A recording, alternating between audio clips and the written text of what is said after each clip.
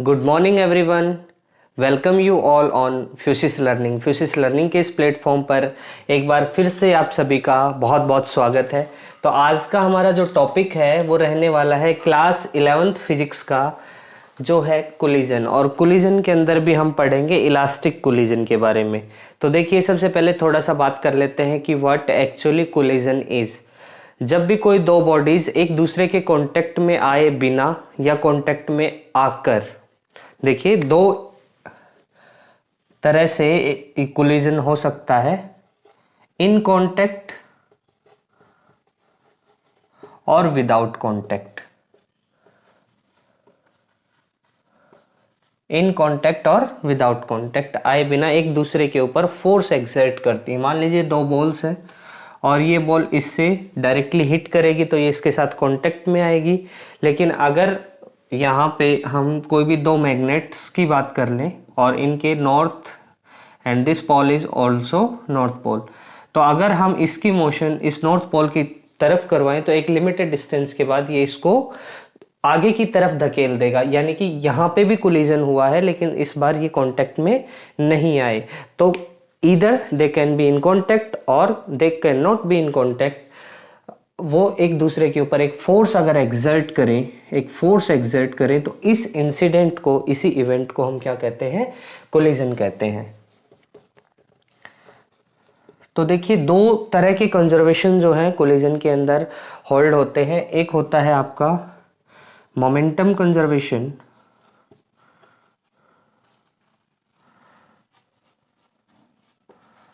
And the another one is energy conservation. और energy conservation में भी हम पढ़ते हैं काइनेटिक एनर्जी कंजर्वेशन। तो ये दोनों ही कंजर्वेशन जो है ये इलास्टिक कोलिजन के अंदर होल्ड होते हैं, इलास्टिक कोलिजन के अंदर। बट अगर हम इन इलास्टिक कोलिजन के अंदर बात करें तो only momentum conservation hold, only momentum conservation hold in elastic collision के अंदर। और एक होता है आपका परफेक्टली इन इलास्टिक,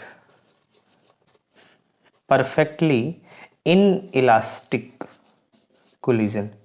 तो परफेक्टली इन इलास्टिक के अंदर आपका मोमेंटम कंजर्वेशन तो होता ही है, मोमेंटम कंजर्वेशन होता है, और इसके साथ साथ एक घटना और होती है, एक इंसिडेंट और होता है कि particles stick together, particles stick together after collision. Collision के बाद दोनों ही पार्टिकल जो हैं एक दूसरे से स्टिक हो जाते हैं। ये होता है आपका परफेक्टली इनइलास्टिक कोलिजन। तो आज हम जो बात करने वाले हैं वो इलास्टिक कोलिजन के बारे में बातें करेंगे। तो चलिए स्टार्ट करते हैं इलास्टिक कोलिजन के बारे में। इलास्टिक कोलिजन के अंदर दो ऑब्जेक्ट या दो बॉडीज होती हैं, वो एक दूसरे के साथ क्या करती हैं? कोलाइड करती हैं। देखिए किस तरीके से। मान लीजिए ये m1 मास का ऑब्जेक्ट है, ये इनिशियली u1 वेलोसिटी से मूव कर रहा है। After it this is m2 mass and this is moving with u2 velocity and the collision will take place over here. कब? when u1 is greater than u2। अगर u1 velocity u2 velocity से higher है तभी collision का यहाँ पे incident होगा, तभी ये एक दूसरे के साथ कांटेक्ट में आएंगे और यहाँ पे क्या हो जाएगा? कोलिजन हो जाएगा। और after collision suppose m1 mass particle moves the velocity of v1 and m2 mass particle moves the velocity of v2। ये v1 और v2 से मूव करने लगते हैं। तो देखिए यहाँ पे हम सबसे पहले अप्लाई करेंगे from momentum conservation. Momentum conservation, momentum conservation says total momentum before collision is equals to total momentum after collision. यही होता है मोमेंटम कंजर्वेशन। तो बिफोर कोलिजन अगर मोमेंटम की बात करें तो हमारे पास दो मासेस हैं और इन दोनों मासेस के जो वेलोसिटीज हैं वो भी अलग अलग हैं। तो हम क्या लिखेंगे, m1 u1 plus m2 u2। ये तो हो जाएगा momentum of first particle and this is momentum of second particle. ये हो गया आपका बिफोर कोलिजन का case. And after collision you can write m1 v1 momentum of first particle after collision and m2 v2 is the momentum of the second particle after collision। तो ये हो गया equation for momentum conservation. इसको equation number 1 नाम दे देते हैं। Since this is elastic collision, तो elastic collision के अंदर हम अच्छी तरीके से जानते हैं कि मोमेंटम कंजर्वेशन के साथ साथ काइनेटिक एनर्जी कंजर्वेशन भी होल्ड करता है। तो देखिए second point is from kinetic energy conservation. Kinetic energy conservation से हम क्या कहेंगे, total kinetic energy before collision equals to total kinetic energy after collision. तो यहां से क्या हो जाएगा, काइनेटिक एनर्जी आप जानते हो हाफ mv² होता है। अगर बिफोर कोलिजन के केस में बात करें तो फर्स्ट पार्टिकल के लिए काइनेटिक एनर्जी लिखेंगे half m1 u1² plus second particle के लिए half m2 u2²। Same as after collision half m1 v1² for the first particle and half m2 v2² for the second particle and this is equation number 2। अब equation 1 और 2 को हम solve करते हुए v1 और v2 की values यहाँ पे फाइंड आउट करने वाले हैं। तो देखिए पहले इसको कॉपी डाउन कर लीजिए जितना हमने लिखा है इलास्टिक कोलिजन के अंदर। चलिए आगे बढ़ते हैं।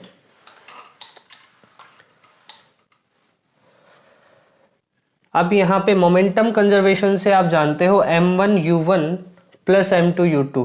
तो फ्रॉम इक्वेशन 1 हम क्या करेंगे, जो 1 1 वाले एलिमेंट हैं वो एक तरफ ले लेंगे और 2 2 वाले एलिमेंट्स दूसरी तरफ ले लेंगे। आई रिपीट, 1 1 वाले एलिमेंट्स एक तरफ और 2 2 वाले एलिमेंट्स दूसरी तरफ। तो यहाँ पे हो जाएगा m1 u1 and minus m1 v1 is equals to m2 v2 और ये u2 m2 u2 उस तरफ ले जाएंगे तो नेगेटिव m2 u2।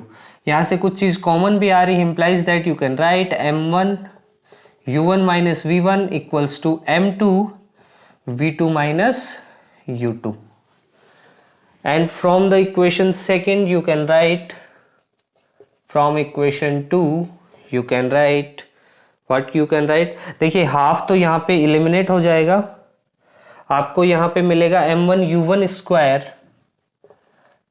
और यहाँ भी m1 वाले एलिमेंट लेके आएंगे तो m1 v1²। हाफ तो कैंसिल हो चुके हैं सारे। m1 minus m1 v1² is equals to m2 v2² minus ये m2 u2² उस तरफ जाएगा तो negative minus m2 u2²।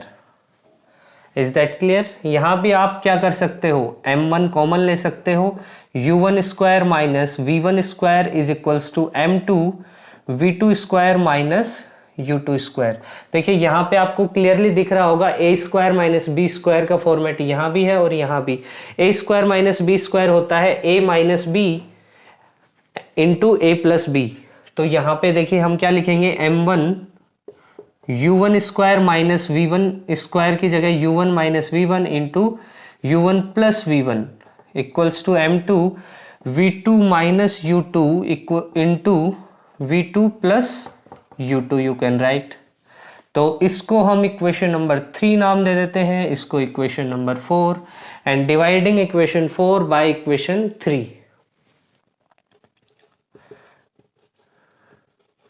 Dividing equation number 4 by 3। देखिए 4 नंबर की इक्वेशन के अंदर जब डिवाइड करेंगे तो यहाँ पे कुछ टर्म है जो कैंसिल होने वाली है। वो क्या क्या है देखिएगा, यहाँ पे है आपका m1 u1 minus v1 into u1 plus v1 divided by left hand side में लेफ्ट हैंड साइड डिवाइड करेंगे तो m1 u1 minus v1 equals to right hand side में m2 v2 minus u2 into v2 plus u2 divided by m2 v2 minus u2 तो ये V2 minus U2 और M2 तो cancel हो जाएंगे, same as यहाँ M1 and U1 minus V1 cancel हो जाएगा। हमारे पास वैल्यू आएगी U1 plus V1 equals to V2 plus U2। तो ये हमारे पास एक इम्पॉर्टेंट रिजल्ट निकल के सामने आया है जो कि हमें वेलोसिटीज के बारे में बताएगा। अब देखिए फ्रॉम मोमेंटम कंजर्वेशन आप जानते हो, फ्रॉम इक्वेशन 1 आई थिंक थी मोमेंटम कंजर्वेशन के लिए, m1 u1 plus m2 u2 is equals to m1 v1 plus m2 v2। तो यहाँ पे अगर हम वैल्यूज देखें, अगर हम यहाँ पे v1 की वैल्यू कैलकुलेट करना चाह रहे हैं तो v1 की वैल्यू यहाँ से हो जाएगी v2 plus u2 minus u1। और ये v1 वैल्यू क्या हम यहाँ पुट कर सकते हैं? बिल्कुल कर सकते हैं। देखिए क्या आएगा result, m1 u1 plus m2 u2 is equals to m1, इस v1 की जगह ये वैल्यू पुट कर देंगे, v2 plus u2 minus u1 plus m2 v2।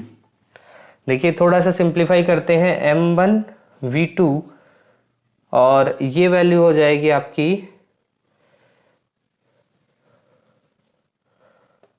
Plus m1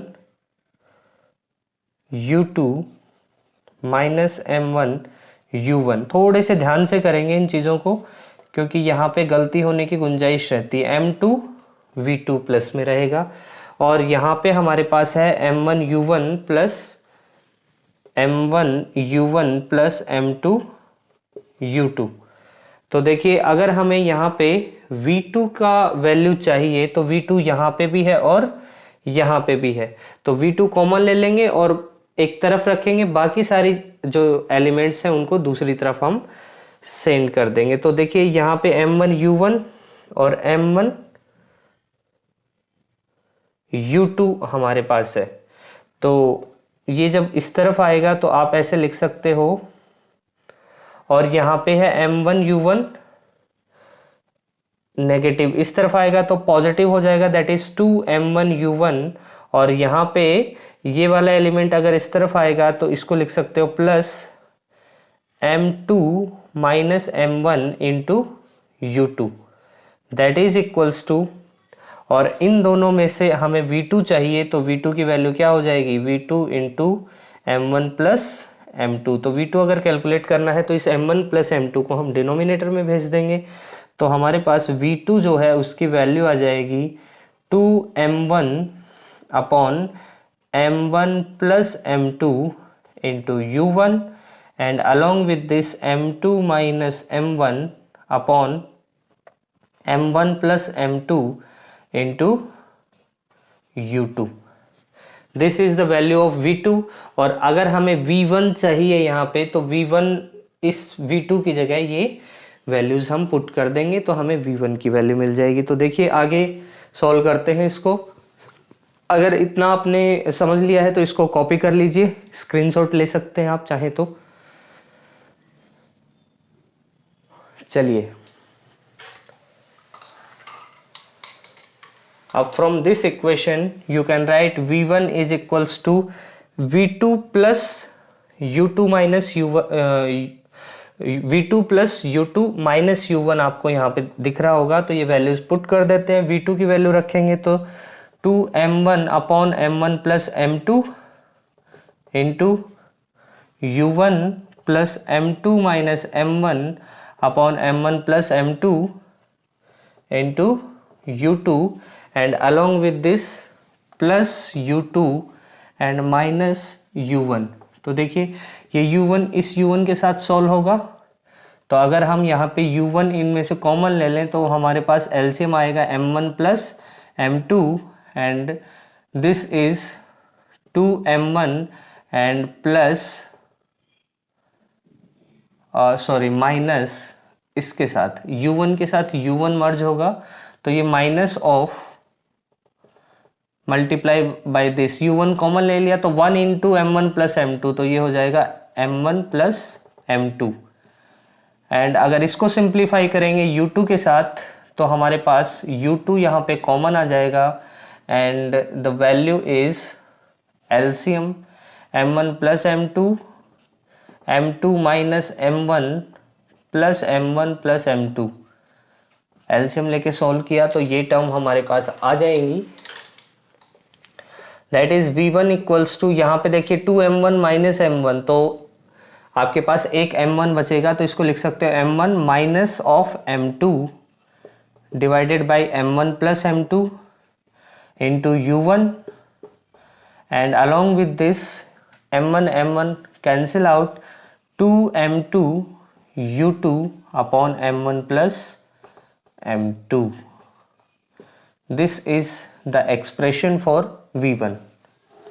तो हमें इलास्टिक कोलिजन के अंदर ये V1 और V2 की वैल्यूज U1 और U2 along with this mass M1 M2 के फॉर्मेट में इस तरीके से लिखा जाता है। This is very important derivation और ये क्लास 11th का कोलिजन वाले पार्ट के अंदर सबसे लंबा डेरिवेशन यही है। इसके बाद में हम डिफरेंट केसेस लगा देते हैं और हमें वहाँ पे स्पेसिफिक केस के लिए V1 और V2 या वेलोसिटी जो भी हमें पूछी गई है उसकी वैल्यूज हम फाइंड आउट कर सकते हैं। तो यहाँ पे देखिए कुछ स्पेशल केस ले लेते हैं। V1 और V2 को ऐसे ही लिखा रहने देते हैं और हम क्या लेते हैं, यहाँ पे स्पेशल केस ले लेते हैं। तो पहला स्पेशल केस यहाँ पे क्या होगा, सबसे पहले if M1 equals to M2, अगर दोनों मासेस सेम हैं तो देखिए V1 के अंदर ये वाली टर्म तो जीरो हो जाएगी क्योंकि M1 M2 इक्वल है, और यहाँ पे हमारे पास से दिस इज M, मान लेते हैं ये M है, तो यहाँ रखेंगे हम 2 into M upon M plus M, ये हो जाएगा नीचे भी 2M ऊपर भी 2M, तो V1 की जो वैल्यू आएगी वो क्या आएगी U2, यानी कि फर्स्ट सेकंड और जो पार्टिकल है वो अपनी सारी की सारी वेलोसिटी फर्स्ट पार्टिकल को ट्रांसफर कर देगा। देखिए कैसे, ये M1 मास का पार्टिकल था, U1 से मूव कर रहा था, M2 मास का पार्टिकल U2 से मूव कर रहा था। आफ्टर कोलिजन M1 मास पार्टिकल V1 से और M2 मास पार्टिकल V2 से, तो जो ये है U2, ये वाली वेलोसिटी ये आपके 1 को ट्रांसफर हो जाएगी, मतलब ये सारी की सारी अपनी वेलोसिटी इसको ट्रांसफर कर देगा। In case of elastic collision जिसमें मोमेंटम और kinetic energy both are conserve, जिसमें मोमेंटम और काइनेटिक एनर्जी दोनों कंजर्व रहते हैं और कोई एनर्जी लॉस यहाँ पे नहीं होता है, तो सिंपली ये जिस वेलोसिटी से इसको हिट करेगा U2, ये V1 को सारी की सारी ट्रांसफर हो जाएगी। और सेम एज अगर V2 की हम बात करें तो V2 के अंदर ये हो जाएगा same as 2M upon 2M U1, और यहाँ ये वाली टर्म जीरो हो जाएगी, that is V2 equals to U1। यानी कि अगर इलास्टिकली दो ऑब्जेक्ट एक दूसरे से टकराते हैं तो ये इसकी वेलोसिटी से मूव करने लग जाता है आफ्टर कोलिजन, और ये इसकी वेलोसिटी से आफ्टर कोलिजन मूव करने लग जाता है। और ये आप जानते भी हो इलास्टिक कोलिजन के अंदर एक दूसरे की वेलोसिटीज ट्रांसफर हो जाती हैं यदि उनके उनकी जो एनर्जी है वो क्या रहे, कंजर्व्ड रहे, मतलब काइनेटिक एनर्जी कंजर्वेशन अगर होल्ड करता हो तो ये था हमारा इलास्टिक कोलिजन। इसके बाद में अगर हम कोलिजन पे आगे वीडियोस बनाते हैं तो उसके अंदर हम एक इन इलास्टिक कोलिजन के केस के बारे में भी बनाएंगे, जिसमें परफेक्टली इन इलास्टिक के केस में जब दोनों ऑब्जेक्ट एक दूसरे के साथ स्टिक कर जाते हैं उसके बाद उनकी एनर्जी में, काइनेटिक एनर्जी में कितना चेंज आता है वो भी हम देखेंगे। वहाँ पे एक रिड्यूस मास का कॉन्सेप्ट है वो भी आगे हम देखेंगे। तो मिलते हैं नेक्स्ट वीडियो में, तब तक के लिए अपना ध्यान रखिए। Bye bye and thank you.